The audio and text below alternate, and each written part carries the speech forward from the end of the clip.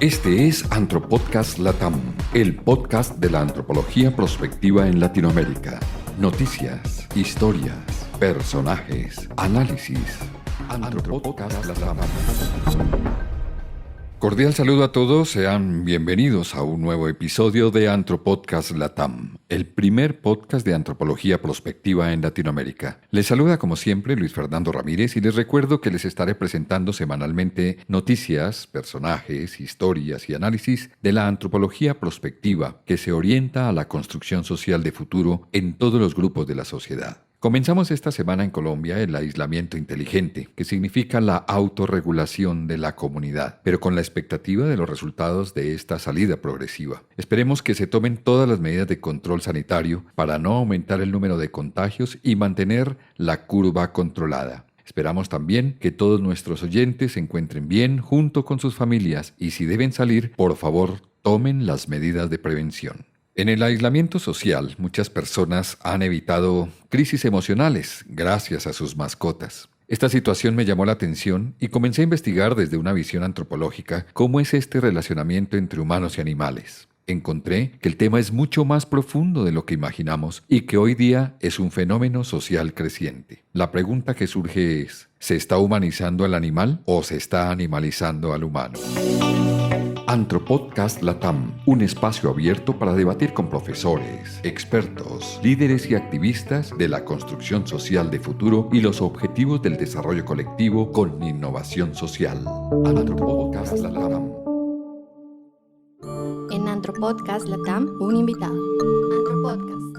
Es nuestro objetivo viajar por toda Latinoamérica para abordar estos temas de la antropología prospectiva con expertos y voces de autoridad. Pero para este tema de la antrozoología hemos sobrepasado las fronteras, hemos pasado al otro lado del océano para tener una invitada exclusiva que nos acompaña desde Barcelona, España. Se dedica hace más de 15 años a formar, asesorar e investigar en cualquier ámbito relacionado con las interacciones humano-animales. Tiene un máster en etología y es la primera persona en obtener un doctorado en antrozoología en España, en la Universidad Autónoma de Barcelona. Ella es la doctora Paula Calvo. Bienvenida, doctora, y la escuchan en Latinoamérica. Hola, bueno, primero, muchas gracias por esta invitación y muchísimas gracias por esta gran presentación. Y encantada de estar aquí para hablar de la antrozoología y todas las aplicaciones que tiene. La primera pregunta, doctora, es apenas obvia y lógica. ¿Qué es eso de la antrozoología?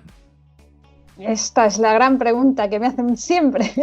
La antrozoología es la ciencia que estudia cómo nos relacionamos los seres humanos con el resto de especies animales. Y a partir de ahí, esas relaciones, porque muchas veces se habla de vínculo humano-animal, sí, vínculo, pero relaciones, porque pueden ser positivas, negativas, beneficiosas, simbióticas o no, perjudiciales para una parte o para la otra o para ambas.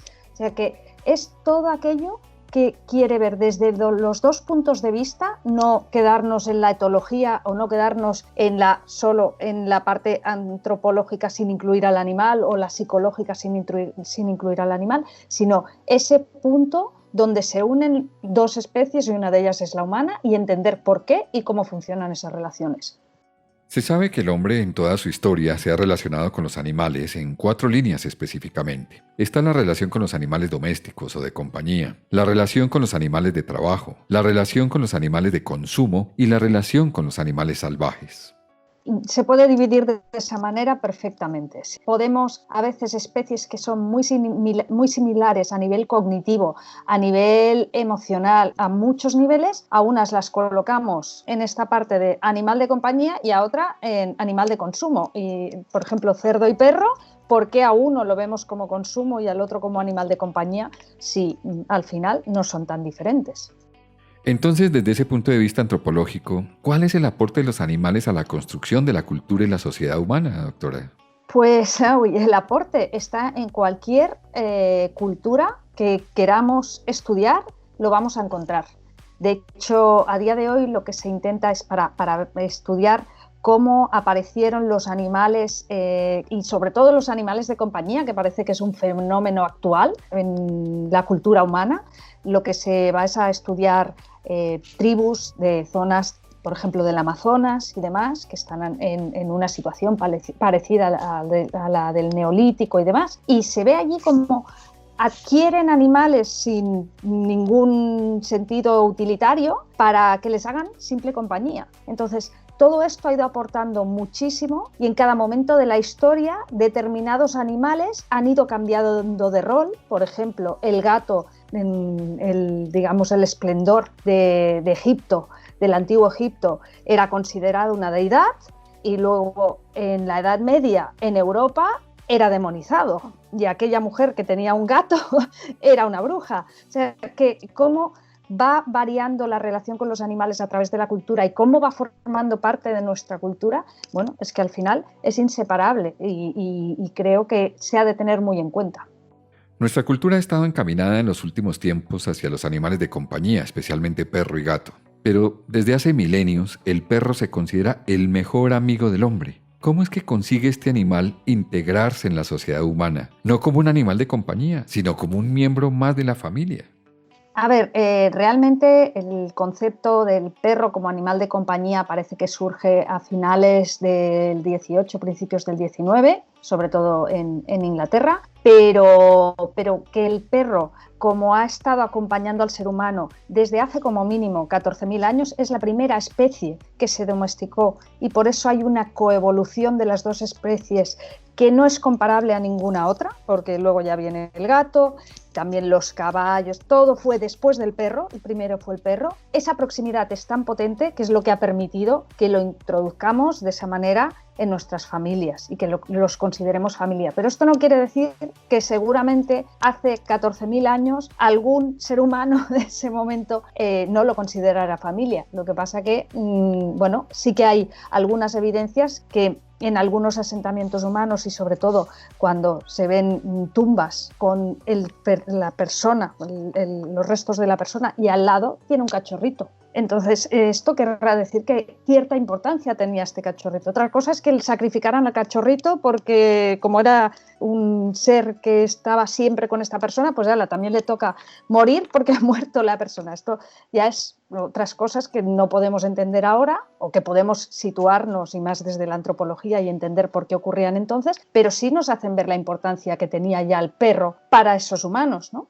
Y ha venido en Latinoamérica creciendo esa relación de apego, pero se puede decir. Yo recuerdo que en la época de mis abuelos se tenían perros y se querían a los perros, pero siempre estaban fuera de casa. Hoy, el perro duerme en la misma cama con su amo y tiene un comportamiento distinto. Y el humano también tiene un comportamiento distinto. Lo trata como si fuera su hijo, como un miembro más de la familia. ¿Esa relación de apego conforma la base social de la colaboración entre humanos y perros? Pero ese fuerte vínculo también facilita la sincronización comportamental y emocional entre las dos especies. Totalmente, totalmente.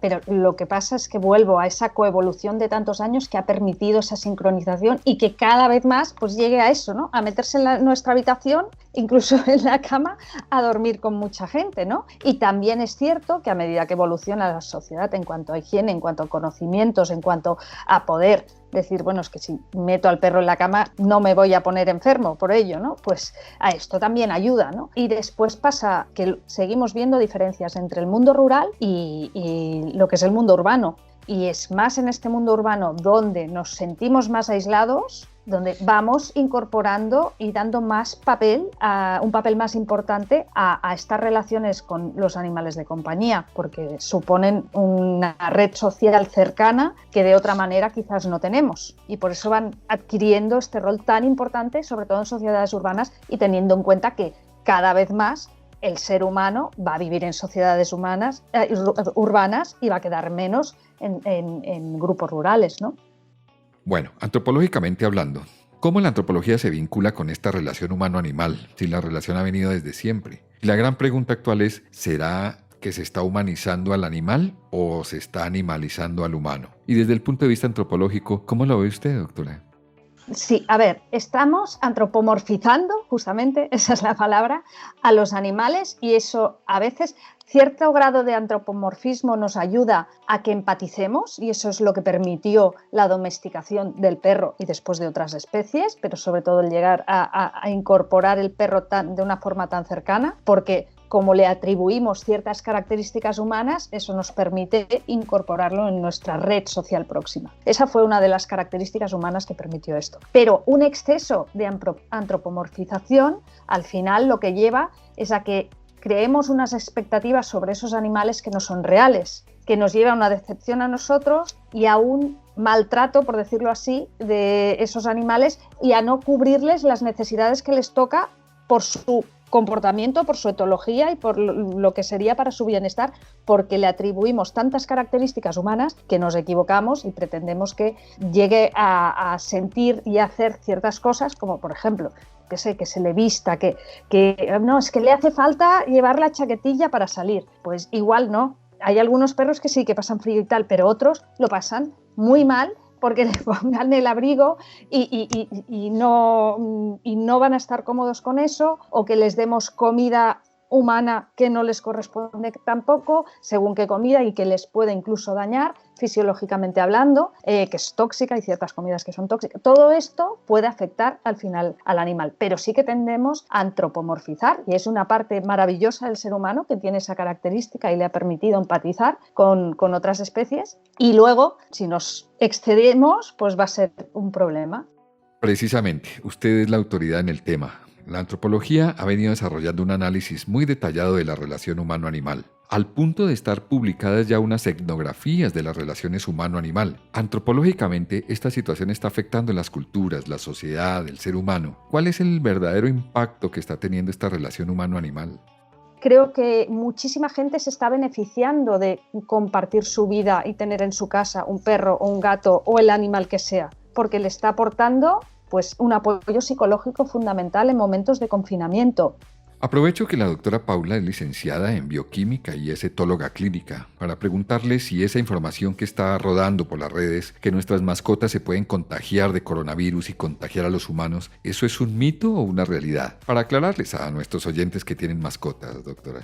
Sí, de hecho yo publiqué en mi blog un artículo solo hablando del tema de los gatos, porque hubo un momento que parecía que los gatos eran como, pueden ser portadores del coronavirus, terrible. Y luego a raíz de un reciente artículo, otra colega habló en general, porque también se iban a criminalizar a los perros callejeros. Nada que ver, porque la ciencia y los estudios que hay en ningún momento están diciendo que haya evidencia de ningún tipo de que ninguno de nuestros animales de compañía pueda transmitirnos el coronavirus.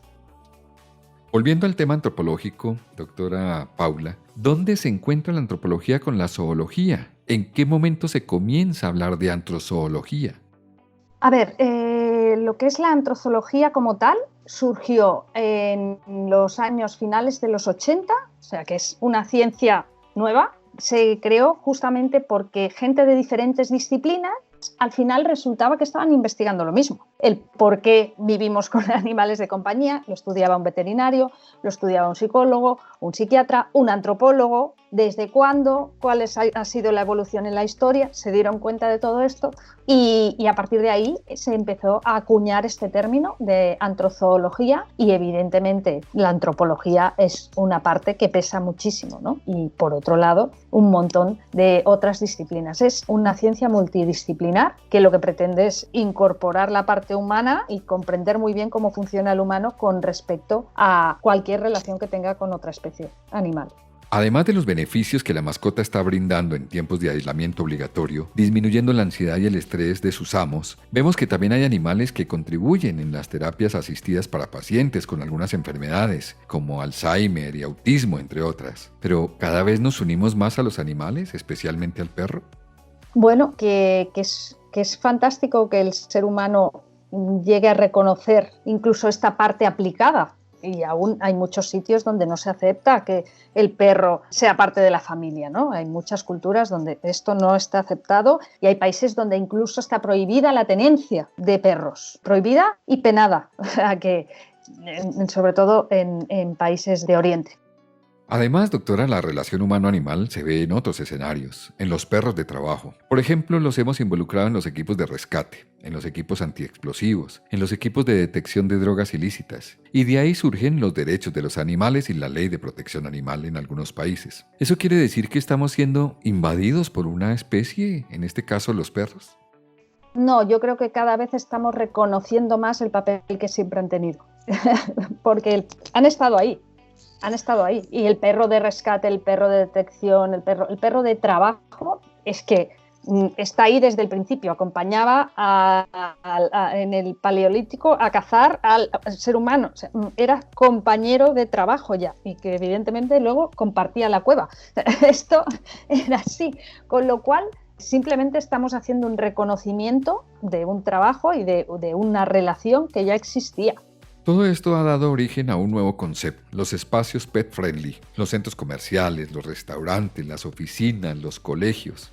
Esperar a ver después de la pandemia cómo continúa este modelo. Pero, doctora, ¿esto sirve o no sirve? ¿Funciona realmente o no funciona? ¿Le permite al humano ser más productivo? Desde lo antropológico, ¿usted cómo ve esto? Bueno, ahí, de hecho, tras mis colaboraciones con Fundación Affinity y demás, fuimos recopilando información, pero sobre todo hay estudios en muchísimos países donde lo que se demuestra es que la presencia del animal de compañía en una oficina ayuda a que la gente sea más productiva, tenga menor nivel de ansiedad, que tenga un mejor ambiente de trabajo, porque favorece la socialización, por el simple hecho de estar en contacto con un animal. Todos son beneficios, pero, ojo, respetando los derechos de todo el mundo, porque si alguien en esa oficina tiene fobia a los animales, tiene alergias o por cualquier razón no se siente cómodo con eso, pues también hay que respetarlo.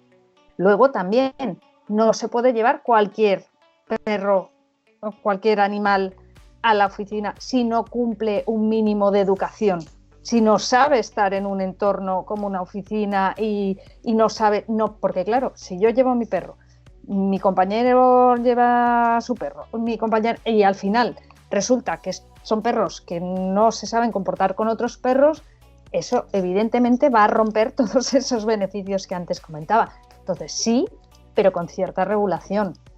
Muy interesante, doctora, todo esto de la relación humano-animal, que se ve con desarrollo enorme en el futuro inmediato. Pero para quienes nos escuchan, contémosles cómo los antropólogos que están buscando una línea de especialización pueden participar de esta nueva aplicación de la antrozoología. ¿Realmente hay oportunidades?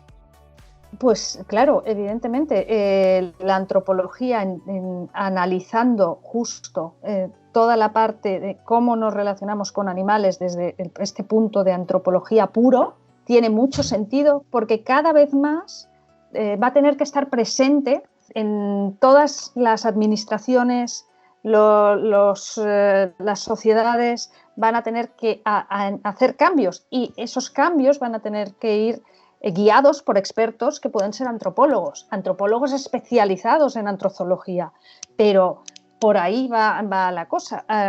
Yo, por ejemplo, a día de hoy soy asesora ya de 3 ayuntamientos, porque se han dado cuenta que necesitan abordar este tema porque en más de la mitad de los hogares aquí, no sé allí en qué proporción podéis estar, pero y depende de cada país nuevamente, pero aquí más de la mitad de los hogares tienen un animal de compañía. En España hay más animales de compañía que niños menores de 18 años, pero muchos más, los triplican los animales de compañía. Por tanto, con esta alta presencia es imposible que, aunque no le interese al político que sea los animales, va a tener que asumir que este tema lo tiene que tratar.